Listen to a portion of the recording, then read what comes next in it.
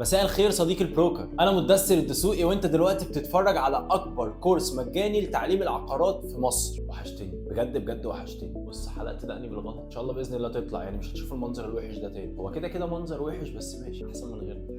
النهارده هنتكلم عن المكالمه البيعيه، وانت اكيد ممكن تقول ان دي مكالمه عادي يعني، ومستحيل هركز في اللي هيتقال ايه والمكالمه هتمشي عادي. احب اقول لك اسكت اسكت يا بروكر يا مبتدئ. بهزر معاك انت قد الدنيا يعني. المكالمه البيعيه هي عباره عن 7 خطوات. اول حاجه في ال7 خطوات دول ملهاش علاقه اساسا بالمكالمه، وهو ان انت تحدد هدف للمكالمه قبل ما تعملها اصلا. يعني مثلا لو انا بكلم عميل متوتر وبيخاف جدا من البروكرز، هيبقى هدفي الاول ان انا اطمنه مش ان انا ابيع له. او لو عميل تاني متردد دايما، هيبقى هدفي ان انا هوجهه على مشروع واحد بس. او لو لسه ببدا مكالمه مع عميل انا مش عارف عنه اي حاجه، هحاول على قد ما اقدر ان انا اجيبه ميتنج مش ان انا ابيع له الشقه. وهكذا كل مكالمه لازم يبقى ليها هدف لوحده. ايه رايكم في القلم ده؟ بص على اسم الشركه اللي انا شغال فيها. المهم ان تاني حاجه هي عمليه التحضير، وعامه التحضير مهم في اي حاجه بتعملها في حياتك. ما ينفعش تخش في حاجه وانت مش محضر لها اساسا. والتحضير عندنا في المكالمه البيعيه بيبقى عباره عن تحضير 3 حاجات. اول حاجه بتحضر بيانات عن العميل ده مين، اسمه ايه، مهندس ولا دكتور. ومن حسن الحظ عزيزي البروكر ان احنا في شغلانتنا بنعرف تفاصيل عن العميل قبل ما نكلمه. ممكن تكون مش تفاصيل كتير بس برضه بنعرف تفاصيل. مش زي مثلا لو انت شغال في محل تليفونات مثلا، او انت شغال في عياده طبيه، العميل بيخش لك مش عارف هو مين، مش عارف شغال ايه، مش عارف عنه اي حاجه، فمش بتقدر ان انت تلم عنه تفاصيل. لكن غالبا الداتا اللي هتجيلك هتكلمها في التليفون هتبقى على الاقل عارف اسمه وشغلانته. وهعرفك ليه ده هيفيدك جدا بس في مرحله قدام. تاني حاجه من مراحل التحضير هو تحضير المنتج نفسه اللي انا ببيعه. يعني انا لو شغال ببيع في كومباوند صواري، لازم ابقى عارف كل حاجه عن كومباوند صواري، التقسيم الداخلي، المساحه الخارجيه، تقسيم الوحدات من جوه، الماستر بلان والتقسيم بتاعه. كل حاجه حرفيا عن المشروع لازم ابقى عارفها، لان ده بيديني ثقه في النفس وانا بتكلم، وبيدي للعميل ثقه في النفس وهو بيكلمني. ثالث حاجه ودي ممكن تقول عليها مش مهمه، الا وهي السكيم. حضرتك بتعمل سكيم لكل حاجه ممكن تحصل، سكريبت مفصل من خلاله بتحط كل الاحتمالات الوارده. كلمه الورده في قلش عليها بس انا مش عارف اقلش اقول ايه بالظبط، ورده ولا فجله. مش حلوه منك بصراحه. هكلم العميل، ابدا معاه في الكول. لو قال لي مش مهتم هقول له ايه، لو قال لي مهتم هقول له ايه، لو قال لي مهتم بالغرفتين هعرض عليه انه غرفتين، لو قال لي مهتم بال3 غرف هعرض انه 3 غرف، وهكذا. بتحط كل الاحتمالات عشان خاطر يبقى عندك استعداد لاي مكالمه او اي سؤال ممكن يتسال. ده احنا خلصنا الهدف وخلصنا التحضير. وثالث نقطه معانا هي اجزاء المكالمه. بتتقسم معانا ل3 اجزاء. في اول المكالمه انا بعمل تعريف بنفسي وبالشركه اللي انا فيها. الو مساء الخير، مع حضرتك مدثر الدسوقي، بكلمك من شركه اكس. كده هو عرف انت مين وشغال ايه وبتكلمه بخصوص ايه. تاني جزء معانا هو عرض المنفعه اللي انا بديله اوفر يبقى كاتشي جدا عشان خاطر يكمل يسمع المكالمه معاك. دايما بيبقى في ناس عندها مشكله ان هي بتكلم الكلاينت في التليفون، فبيقول لها دايما ان هو نوت انترست على طول بسرعه. وده عشان خاطر هو بيبقى ممكن قاعد في ميتنج او بيعمل حاجه مهمه وما عندهوش وقت ان هو يرد على حد، حتى لو مهتم هو مش قادر يخش معاك في صلب الموضوع دلوقتي. فانت بتلحقه ببنفيتس او اوفر قوي جدا، بحيث ان هو لما يسمعه يقول لك على الاقل كلمني بالليل، او يقول لك كلمني كمان ساعه، لكن ما يقولكش ان هو مش مهتم. خلينا نضرب مثل عليك. لو انت فعلا محتاج تليفون وعايز تشتري تليفون الفتره اللي جايه، وحد كلمك في التليفون بس انت كنت في شغل مهم جدا وبتعمل حاجه مهمه قوي، وقال لك ان هو بيبيع تليفونات، والله ممكن تقول له كلمني كمان ساعه، وممكن تقول له ان انت مش مهتم عشان تخلص من المكالمه. لكن لو قال لك ان انا عندي نظام تقسيط ممتاز جدا على 5 سنين وهتدفع في الشهر 600 او 700 جنيه بس، هنا انت ممكن يعجبك الاوفر وتسجل رقمه وتقول له فعلا ان هكلمك بالليل لان انت فعلا محتاج اللي هو بيقوله. ده فايده ان احنا بنعمله بالظبط. ثالث حاجه وثالث نقطه معانا هو التفنيش بتاع الشغل. والنقطه دي مهمه جدا عشان خاطر هتبقى عامل زي اللي عمل تورته ورمى عليها في الاخر تراب. اللي انت ممكن تكلم الكلاينت والمكالمه تبقى كويسه جدا وتمشوا مع بعض بستايل كويس ومحترم قوي، وممكن هو ياخد قرار ان هو عايز يشتري ويكلمك بس هو مش مسجل رقمك او مش عارف يجيبك منين، او الاعلان بتاعك راح او ايا كان، وحد تاني يكلمه في نفس الوقت ويخطفه منك على طول. فانت بتعمل ثالث نقطه اللي هي الكوميتمنت. لازم تاخد من العميل التزام. لازم يبقى الكلاينت اللي معاك عارف انت مين اول ما تخلص المكالمه، وواخد ميعاد جديد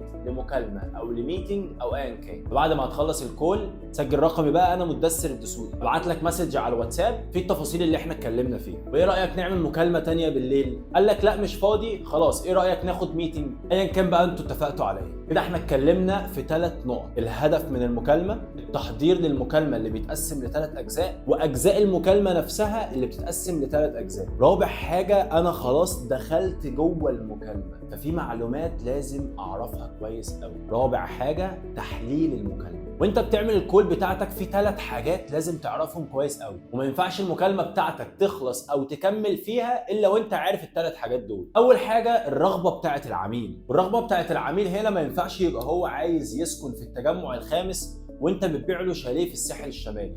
هو ممكن يشتري، بس هو دلوقتي مش محتاج ومش عايز، هو عايز حاجه يسكن فيها في التجمع. ممكن يكون عايز محل تجاري، والمحل التجاري ده هيفتح منه البيزنس بتاعه، وانت بتبيع له مكتب اداري او عياده. فلازم اول حاجه تعرف الرغبه بتاعه العميل، هو عايز يشتري ايه وعايز يشتري فين. تاني حاجه والناس بتتلخبط فيها جدا الا وهي الاحتياج، النيد بتاع العميل. هتقول لي مدثر مش الاحتياج هو الرغبه؟ ممكن انا اكون عايز اشتري شقه في التجمع، الاحتياج بتاعي بقى ان انا عايز اشتريها لغرض الاستثمار، انا هدفي الاول الفلوس، بس عايزها جنبي عشان انا عايش في التجمع، عشان افضل رايح وجاي ابص عليها واطمن عليها وهكذا. وممكن يبقى الاحتياج بتاعي عايز شقه في التجمع عشان انا شايفها ان هي كوميونتي محترم جدا وانا بره مصر وعايز اطمن على اهلي واولادي وعيالي. فهنا الرغبه غير الاحتياج خالص، ولازم تفرق بين النقطتين دول عشان خاطر التحليل بتاعك يبقى مظبوط. ثالث حاجه هي القدره الشرائيه.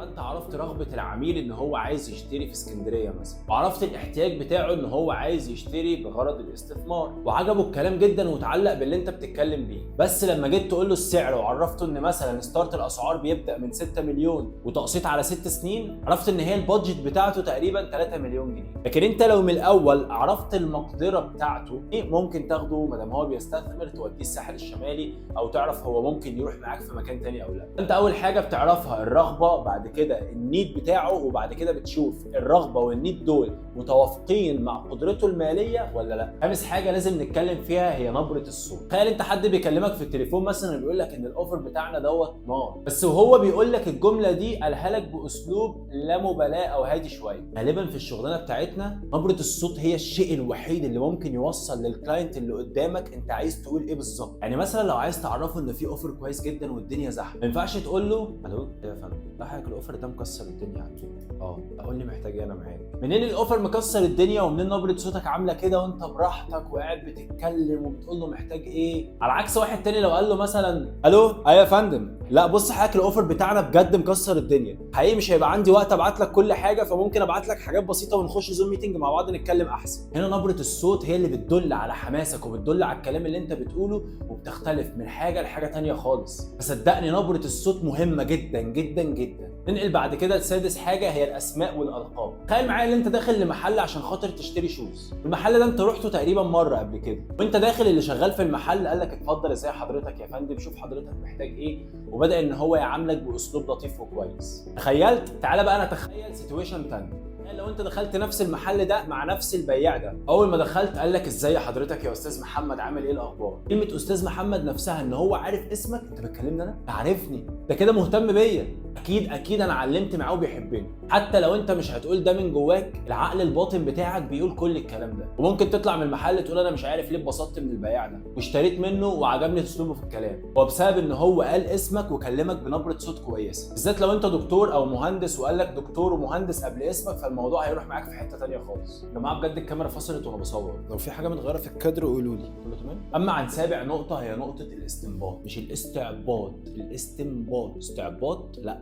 استنباط. ان انا لو كلمت كلاينت دلوقتي وقلت له انت عارف كومباوند صواري، فقال لي اه، قلت له رحت قال لي اه، هنا انا بمنتهى التلقائيه هبدا اسكيب مرحله الشرح بتاعه الكومباوند واخش في المساحات الداخليه وانت محتاج ايه وهكذا. هنا انا ما استنبطت. الاستنباط الحقيقي هو ايه؟ ان ما دام هو عارف الكومباوند وراحه قبل كده، معنى ذلك ان هو سأل على الوحدات والمساحات وممكن شاف شقه، فما ينفعش اعدي معلومه مهمه زي دي بسهوله، ولازم اقاطعه بسؤال واقول له طب بما ان حضرتك رحت وشفت الحاجات هناك، ايه اللي ما عجبكش بالظبط؟ الاستنباط هنا هيلخص عليا نص ساعه او ساعه او 10 دقائق او كلام كتير جدا جدا كان ممكن يكون ما بينكم عشان توصل للنقطه دي بس. فيبدا يقول لك والله ما اشتريتش عشان خاطر المساحات صغيره، ما لقيتش حاجه غرفتين، ما لقيتش السعر اللي انا عايزه. فالاستنباط بيوفر عليك كتير جدا جدا جدا. بس كده صديقي البروكر، بكده احنا خلصنا المكالمه البيعيه وانت بقيت محترف في المكالمه البيعيه. في الحلقه اللي جايه هشرح لك حاجات عشان خاطر تعمل عليها مكالمه. كل اللي انا قلته اكتبه بورقه وقلم وفصله واحده واحده، واعمل لي لايك واعمل لي فولو واعمل لي سبسكرايب، فعل زر الجرس عشان اول ما الحلقه الجديده تنزل تشوفها على طول. وما تنساش الاهم من الشغل تظبيط الشغل.